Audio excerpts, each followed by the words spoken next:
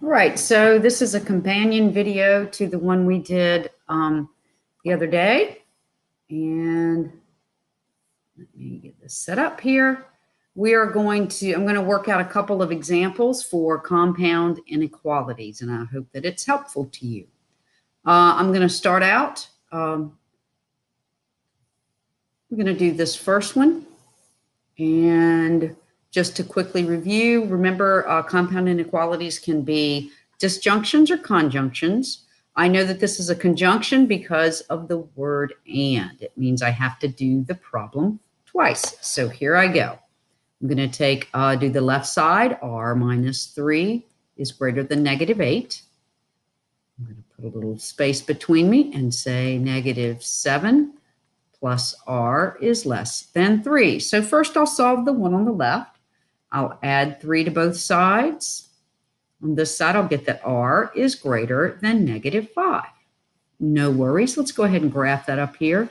I know that r is greater than negative 5, so I'm going to come to negative 5, put an open dot, and draw. I better change this to red. Let's change this to red.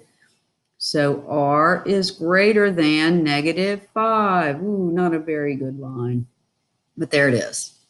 Now let's do the other side.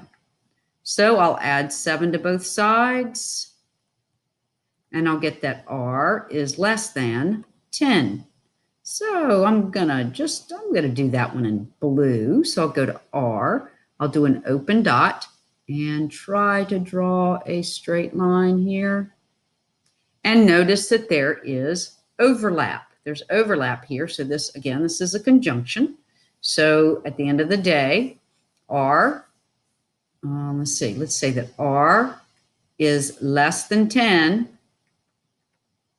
but it is greater than negative 5. And that's demonstrated here in our number line.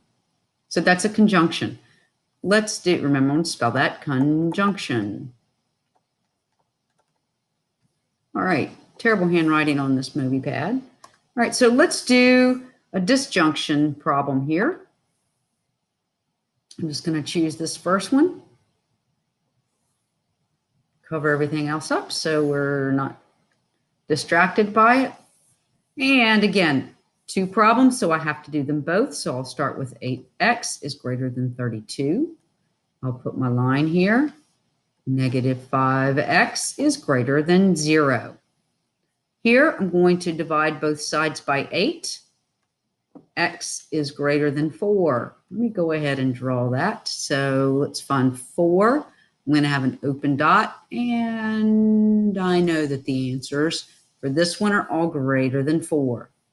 On this side, the right side, I'm going to divide both sides by negative 5. Remember, when you divide an inequality by a negative or multiply an inequality by a negative, it flips your sign. So I know my sign will flip. This is x and this is 0. So I know that x is less than 0. Go to 0, put an open dot, and it's going in the opposite direction. So we know that since this is the smaller of the two, when I write my statement, I'll say that x is less than 0 or x is greater than 4. This is a disjunction. Now remember, we know that none of our answers will be in this middle no man's land. So I've worked out an and an or compound inequality for you, the conjunction and the disjunction, and I'm hopeful this is helpful. Remember that in the slide, in the examples that I have in the slideshow, that I have these problems and then I have the answers if you want to work a few out for yourself and go back and check those out. Certainly hope that this has been helpful to you, and try to get out of this and escape and turn off my recording. Have a great day, y'all. Maybe. Jeez.